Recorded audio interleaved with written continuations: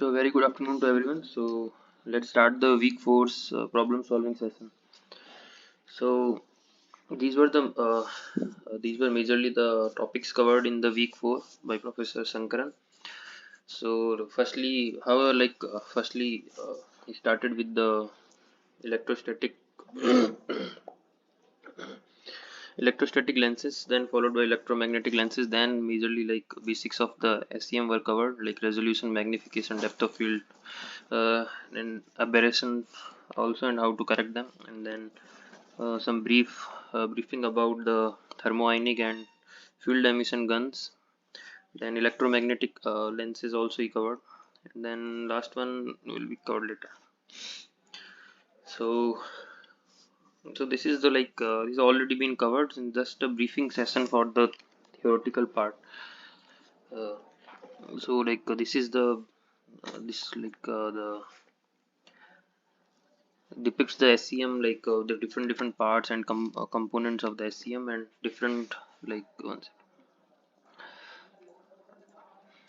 so these so the left part shows the different parts like condenser lenses, two condenser lenses, 1 and 2, and then there are the objective lenses, then the STM detector. We haven't like discussed in the, but it's the still the basics, and then also the different signals like secondary electrons, Auger electrons, X-rays, coherent elastic scatter, direct beam, which is used in TEM, and then incoherent elastic scatter, and the formation and formation and all have already been discussed in the theoretical classes. And further, there is like presence of high vacuum is required, and then different application part were also been discussed, environmental condition for ESEM, biological and polymeric samples, like how to prepare them and all, etc. have also been discussed. Now, if we talk about the basic working of the SEM, this is just a briefing. For detailed, you should watch the lectures. Like, firstly, there is an electron gun here, like this electron gun, and generally it comes around 1 to 30 kilovolts. So, and then so someone asked some question. Like, 1 second, let me see.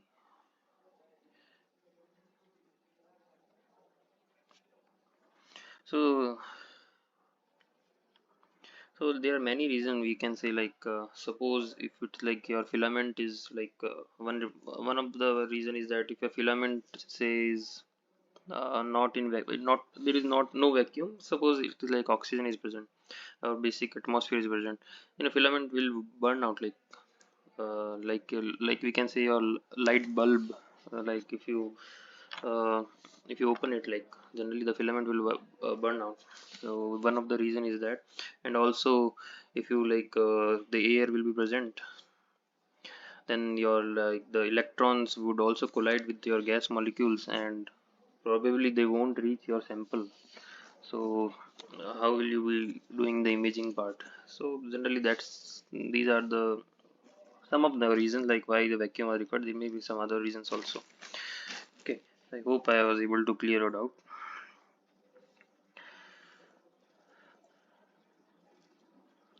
Okay. And okay, so and then after the electron gun, like the other parts are like that, the electromagnetic lenses, which can be of metallic and ceramic. Then the focused electron beam onto the sample around 20 to 30 kVs. Then there comes the scan coils for doing the raster scan of the electrons or beam over the specimen. Then for like biological specimen, polymeric specimen, and etc. So generally, while doing the SEM, it is one major thing is that your EST values, that is your voltage values, like for suppose you are doing for polymeric samples and all, then voltage should be less than 10 kV. Sometimes we even go to 5 kV also. And similarly for the powder samples also, the voltage is generally less than 10 kV. However, for the metallic samples, the applied voltage is around 20 kV. The reason has already been covered in the lectures, just a briefing. And then also for like the TAM part, I will be discussing in the when the TAM will be discussed, so I'm just leaving this. And then besides this, like the scan coils and then the aperture and then your specimen. One sec. The specimen is like image. So first, further one important thing was in the last lecture, like four important parameters like your electron probe diameter, electron probe current, electron probe convergence, and electron beam accelerating voltage were discussed. Like these were the four major parameters, like with on which your magnification, imaging, surface morphology, and everything depends on. These are very important parameters, and one should know what are these parameters. I think this is the repeat. So now, if we talk about the signals in the SEM, so there are like secondary electrons, which is generally for the imaging part, and then there is second one is the backscattered electron BSE, and then third one is the characteristics X-rays, like for the elemental mapping of EDS and wavelength dispersive spectroscopy. And then their applications have also been discussed, like for the BSE, like if you want to see the contrast, then generally we go for the BSE imaging. And then if we do generally for the and if we simply want to do the topographical analysis, then we go for the second electron. Now second electron also are different types, which I will be discussing later on. And then if we talk about the EDS and WDS, then if your composition is less than 10 weight%, then around 10 weight%, then we'll go for the EDS. And then if it around 1 weight%, then we go for the WS. So then secondary electrons typically have energy less than around 50 electron volts. And then your high energy primary electrons, or the further the elastic interaction with the nucleus takes place in the backscattered electron, while the inelastic interaction with your electron cloud on the loosely bound outer shell is take place in the secondary electron. So this is basically the difference between your BSE and the secondary electron. So uh, and then comes the different types of secondary electron, SC1, SC2, and SC3. So this is the mechanism for the SC1. So here they are the incident electron beam knocks off and loosely bound outer shell electrons, as seen from the diagram also. Here the incident electron beam is knocking off this secondary electron, and then the signal generated from this will be termed as SC1. And generally, as like previously discussed, the energy of this SC1 is less than 50 kV, 50 electron volts. And then you're also the yield reduces of your SC yield reduces as the depth of your sample increases. So generally, the SC is for topographical information. Now, if you compare it with the SC2 and SC3 images, SC2 and SC3 signals. So the SC2, if you see the paths, like here your specimen, here the electron beam comes in contact with your specimen, then here it generated SC1, and then followed by here it transmits some a little bit, and then it again comes, then SC2 and SC3 are generated. So SC2 is the primary electron you're undergoing when your primary electron undergoing is scattering with your sample and manages to escape somehow, then your significant energy, however there is significant energy is lost due to the scattering phenomena taking place here. And if you talk about the SC3, your BSE electron when hitting your specimen chamber, and generally additional electrons come out, then therefore the SC1 is the most important, and generally this is used in your topographical analysis. So this is a basic difference between your SC1 signal and BSE image. So the first one is your BSE, and then your second one is your SC signals.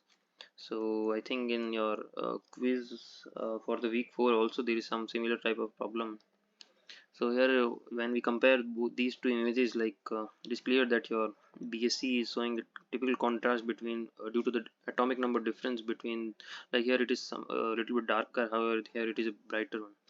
While the SC1 is showing a topographical analysis very clearly and very precisely, we can say.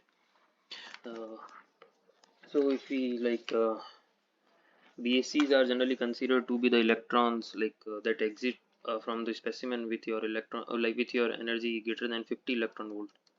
It also include your Auger electron, and further the higher is your the atomic number of a material, the more likely it is to be backscattering will occur in that case. Okay, and if we move to the like this another example for the SE versus BSE. We can clearly see like the phase in your SC image, like it is not like there is no, we can say the topography is like clear, like, but however there is no much contrast like in different phases of the material. Like here it is clearly visible that here this is a nickel rich and this may be some alumina composite, alumina nickel composite.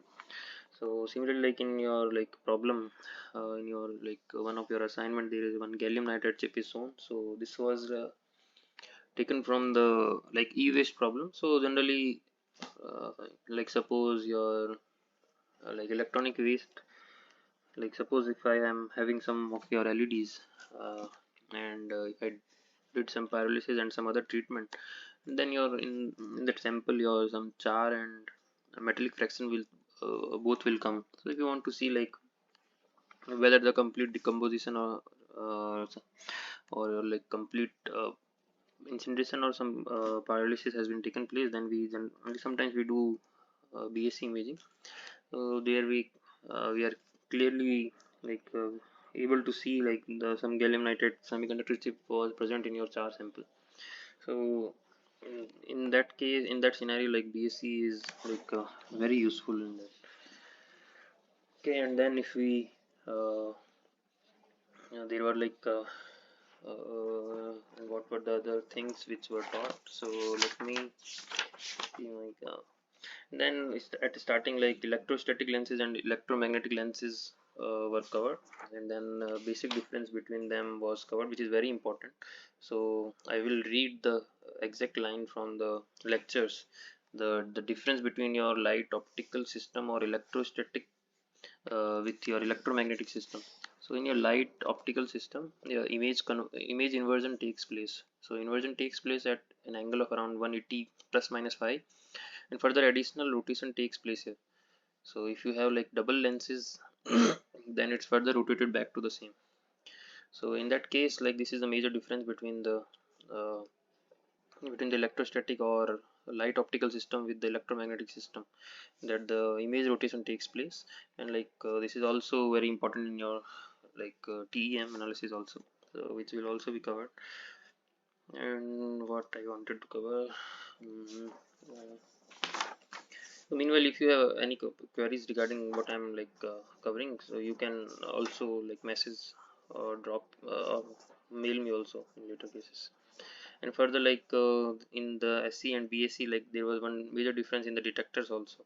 So in case of the SC and if the collector voltage is more than like positive 300 voltage, then it will allow for both SCs and BSCs. Like for minus 100 volt, only BSCs will be pass through. So this is was the one of the difference between your detectors for the SC and BSC. Okay, and then what was the topic? Okay. So like these were the these are the major things which were covered.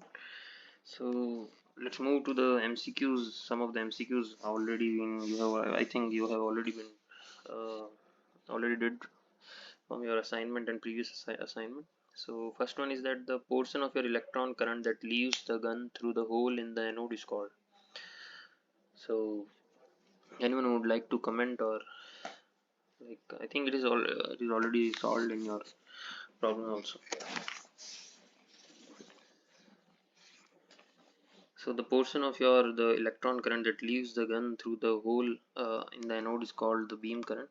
So and then there is like there was in one lecture the difference between the different currents like beam current, probe current was also been taught. Like when your I mean, when your like electron beams comes in contact with different your lenses and apertures, then your current significantly reduces.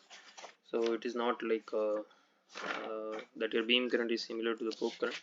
I think you already know. So the portion of the electric current that leaves the gun through the hole in the anode is called the beam current.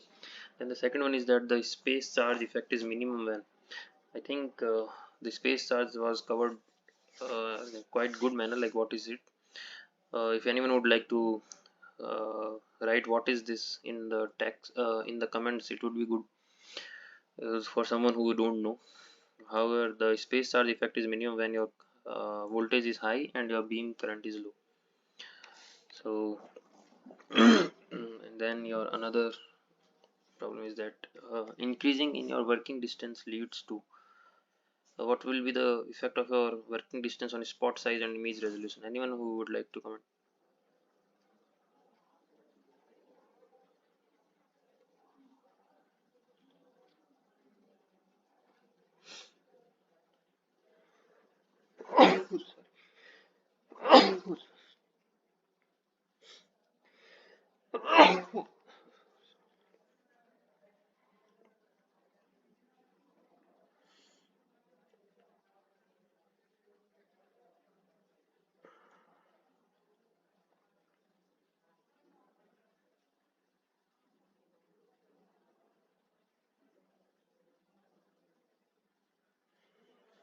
So I think it has also been covered. For the space service, if you talk about the space service in general, I think.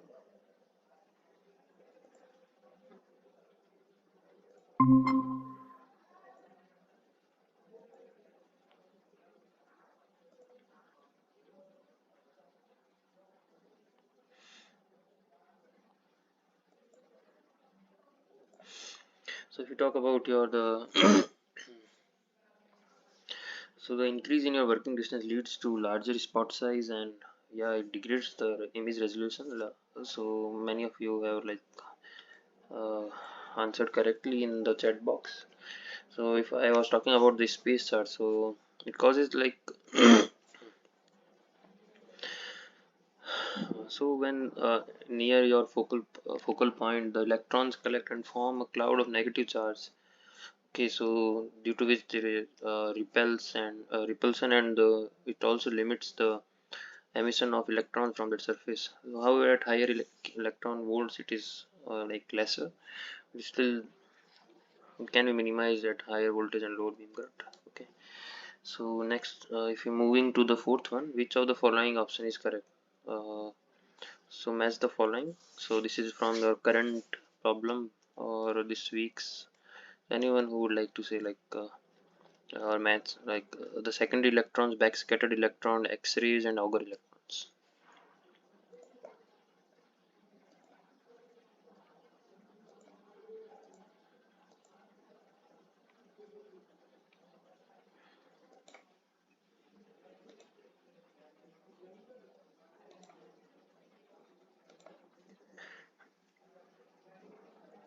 So if we see like if we match the second electron, so yeah, it is used for imaging part. Yeah, and then if we uh, yeah, you're right. The correct answer is A. So the backscattered electrons are used for like the crystal structure, and X-rays are for the compositional analysis, and Auger electrons for the detection of very uh, light elements. Okay. Now let's moving to the next problem. So image is always rotated by a certain angle when the electron passes through an electromagnetic lens. This was the first lecture when the comparative study of the electromagnetic lenses and then the electrostatic lenses was carried out. So image is always rotated by a certain angle when the electron passes through an electromagnetic lens. Yes, it is correct. And due to the Lorentz force, electrons travel in a helical path. Yeah, that is also true. Uh, this explains the this is the correct reasoning for the statement one. So both statements are correct, and then it is also the correct explanation for the statement one. So now moving to the next problem. So for thermoionic emission, which of the statement is correct for the quality of the source? The melting point of the source should be high, and then the another one is the work function of the material should be low. So yes, the melting point of your source material should be high, and then your work function is also should be low. But these are not like explaining the correctly like the reasoning of the. So statement 1 and statement 2 are correct, but statement 2 is not the correct explanation of the statement 1. Okay. And then if you move to the next one, which of the following is correct for field emission guns? So FEG, like field emission gun, can work at room temperature. Yeah, this is right. And then your tip radius should be very sharp. This is also right. But there is no relation between FEG room temperature and then the tip radius. So again, D will be the correct answer. Okay, then if you move to the, if the strength of the condenser length increases the probe diameter. So anyone who can explain this, or like what is the correct answer?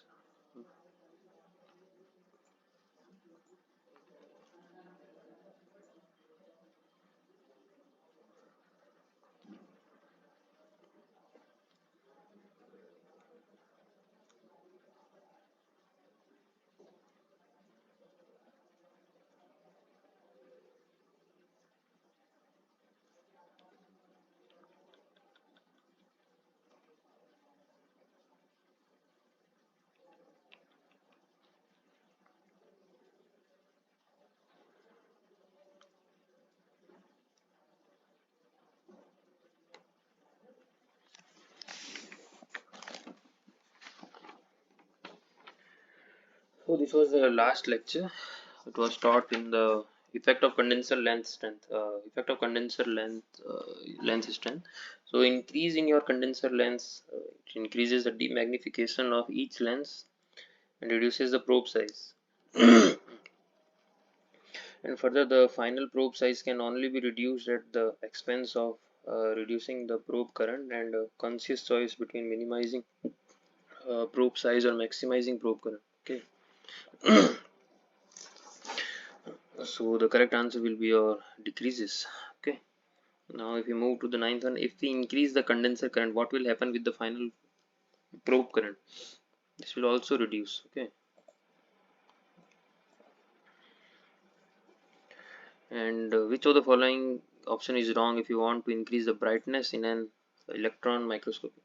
So if we see that there is also one problem in the present case, in this weak solution, like where we need to find out the brightness. So this formula would be utilized in that. So brightness is your current density times pi alpha square, where alpha is your convergence angle, J is your current density, which is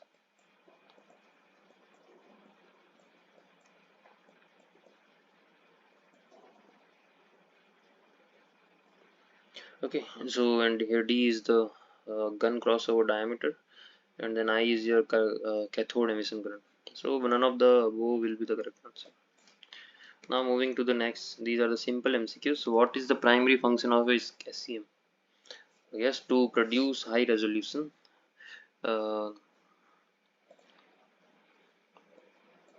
so which of the following principle is utilized in SEM imaging? A transmission of electrons through a sample, reflection of electrons of the sample surface, absorption of the electrons by the sample, and D scattering of the electrons by the sample. So yes, D scattering of the electrons by the sample surface is the correct answer. And which component of the SEM is responsible for focusing the electron beam onto the specimen? So objective lens is the correct answer. Which component is responsible for focusing the electron beam onto the specimen? What is the purpose of the electron detector in an SEM? So the correct answer is to collect and amplify the signal generated by the interaction of the electron beam with the sample. And moving to the next one, which technique is often combined with SEM to provide information about the elemental composition of a sample? So EDS is the correct answer. Sometimes WDS also, you can see the differences between them. In SEM imaging, what does the term secondary electrons refer to? So electrons emitted from the specimen surface as a result of primary electron beam interactions. B, electrons transmitted, no. Transmitted, no. Electrons absorbed by the sample, no. Electrons scattered by the sample specimen, no. So A is the correct answer. What advantages does SEM offer over light microscopy when imaging specimens? Higher magnification, yes. Better resolution, yes. Greater depth of field, yes. So all of them are. So these are just the basic questions. So to so that you can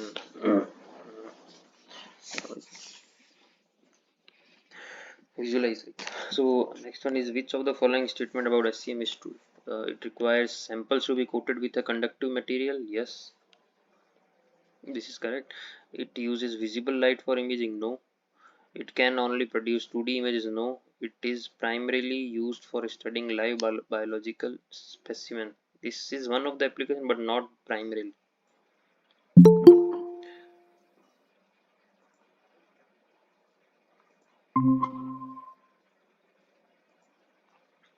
So what determines the depth of field in SEM imaging? So option A is your voltage of the electron beam. No.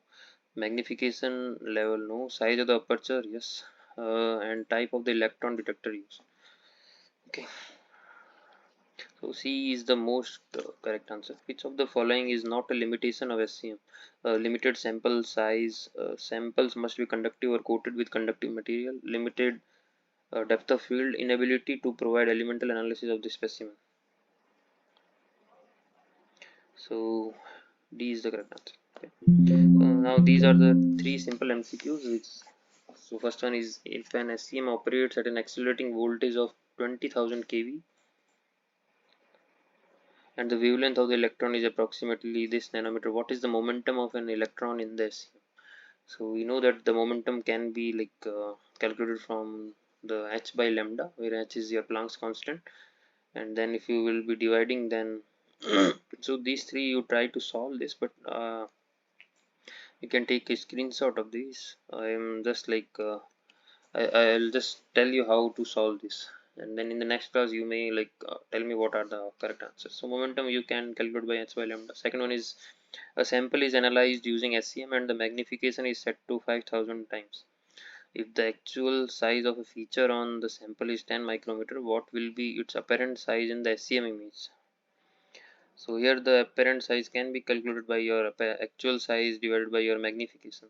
So your actual size, you know that your this is around 10 micrometer, and then if you magnify it by 5000, so 10 micrometer times 5000, so it will be coming in some nanometer range. So you can see, and then further a particular feature appears around 100 pixels wide in an SCM image. If the magnification is 10,000 times and each pixel corresponds to 1 nanometer, what is the actual size of the feature?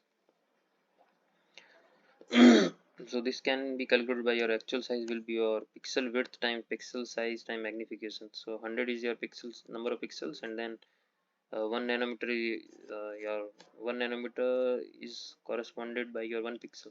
So 100 times 1 nanometer times 10,000 times is the magnification, so we'll be getting around 100 micrometer.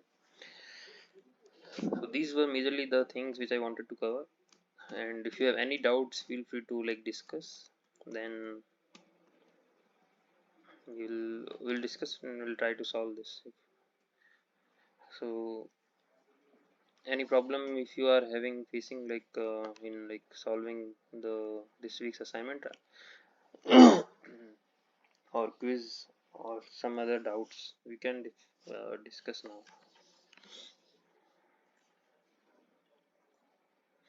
or in the slides which I just presented, if you have any doubt in any of the slides.